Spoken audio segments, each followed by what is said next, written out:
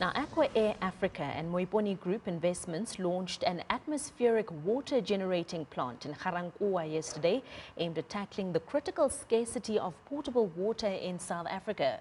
The plant, which is based in the old Ga-Rankuwa industrial zone, will produce 10,000 litres of clean, fresh drinking water from air daily.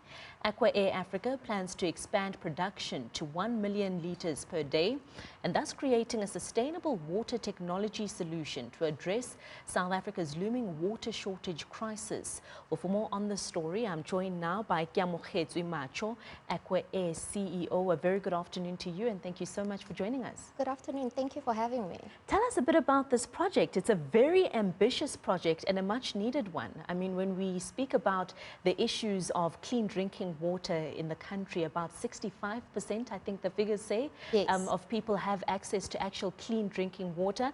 I remember doing an interview with one of the residents in Hammanskraal, and he was telling me about how some children who are in Hammanskraal right now have never seen clean drinking water coming out of their taps. That's how bad the situation is. So I'm very excited about this project, and please tell us more. It's pretty crazy. You are right. It's 65% of people that actually have access to clean drinking water. And we are also of the belief that it could be even less. And pure drinking water is actually a human right. It is number 6 on the UN SDGs. So for us, it became really important last year when we started this project to find a way to give people access to pure drinking water.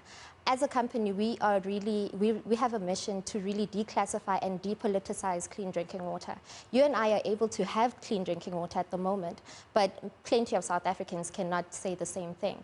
So we decided to launch our plant yesterday in Ga-Rankuwa.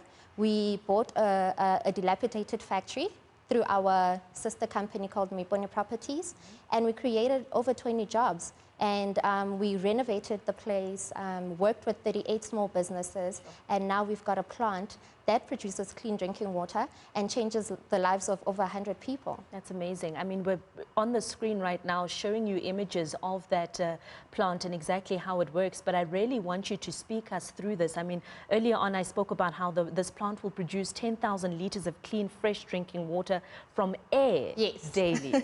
Tell us more. How exactly does that work? So our atmospheric water generating technology extracts humidity from the air, which is then condensed in the same way that you would find rainwater, how it's made.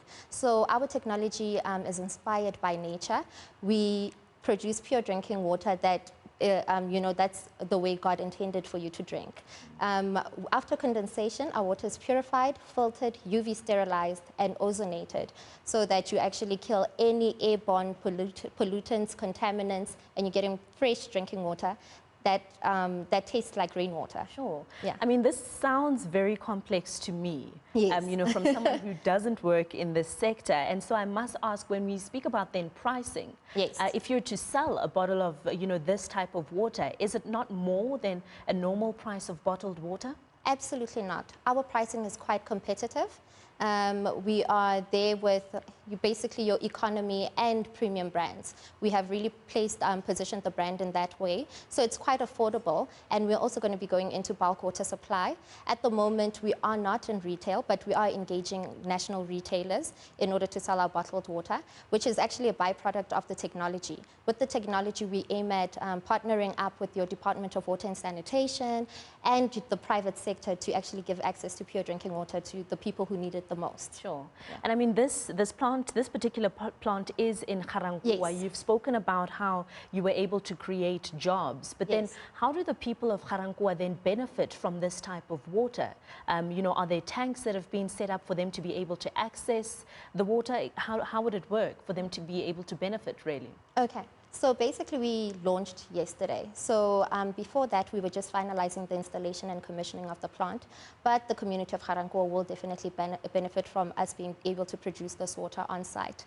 And like I said, because we also employ people from the community, that means they also get access to that water too. And with regards to Hammanskraal, we do have some plans for December to see how we can really assist as our company, and then also we'll look into how we can partner up with the department in order to really roll out this solution to the rest of the country. Yeah. I mean, Keamogetswe, I'm also really interested in your journey. Yes. Aqua Air Africa was founded, I think, about 3 years ago, you mentioned earlier on. And since then, you've launched this plant. You know, you supply water to some really established companies, Sandown High School being one of them. Tell us a bit about that journey. How has it been? The journey has been interesting. So I've been with the company for a year. They appointed me CEO last year in April, which then saw us start this big project. Before then, we were actually selling small dispensers for your household.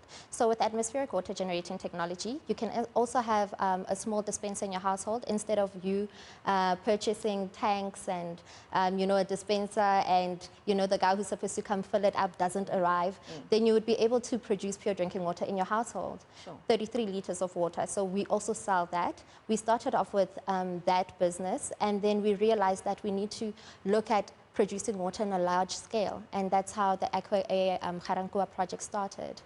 And have you been having, I mean, you speak about how you want partnerships with, you know, government departments as well. And I think when you speak about how people are able to produce this type of water from the comfort of their own homes, what engagements have you had with the department so far? And have they shown interest in what you guys have been producing? Absolutely, they have shown interest.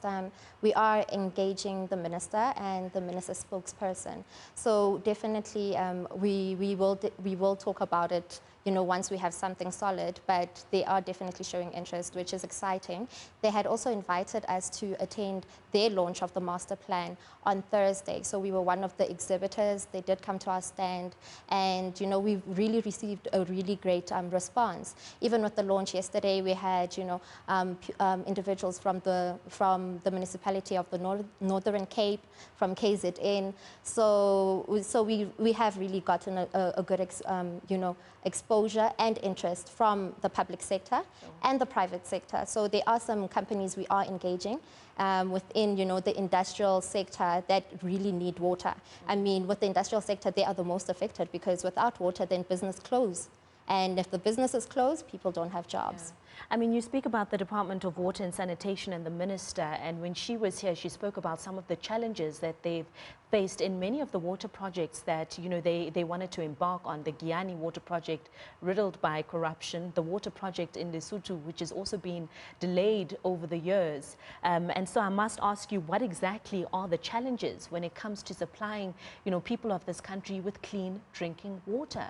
As someone who's now part of this, you know, this sector, what have you identified as some of the key challenges?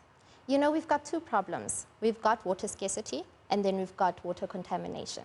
So when it comes to the existing piping infrastructure, you find that most of them are contaminated. So for us, we can provide a solution for the pure drinking water, but how would the people get access to it if our piping infrastructure is contaminated? So we'd have to first address that matter. But we've got a short-term solution for that when it comes to our technology.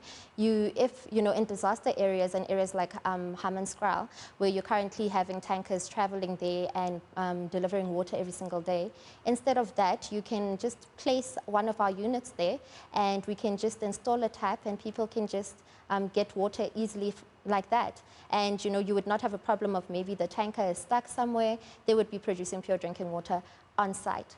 And then you can just put in solar panels, and then you're completely off the grid when it comes to water and energy. But the biggest challenge, apart from the fact that, you know, there is no water to drink, the second one would be that our infrastructure needs to be maintained better, and after that, people can actually get this pure drinking water. All right, well, I'm excited to see how far this goes.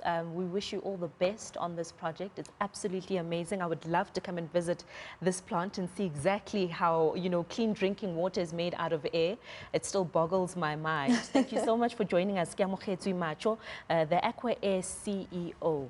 And that brings us to the end of my time with you this afternoon. My colleague, Busisiwe Gumede, is standing by to bring you the rest of a news feed this afternoon. From me, Lindi Sirame,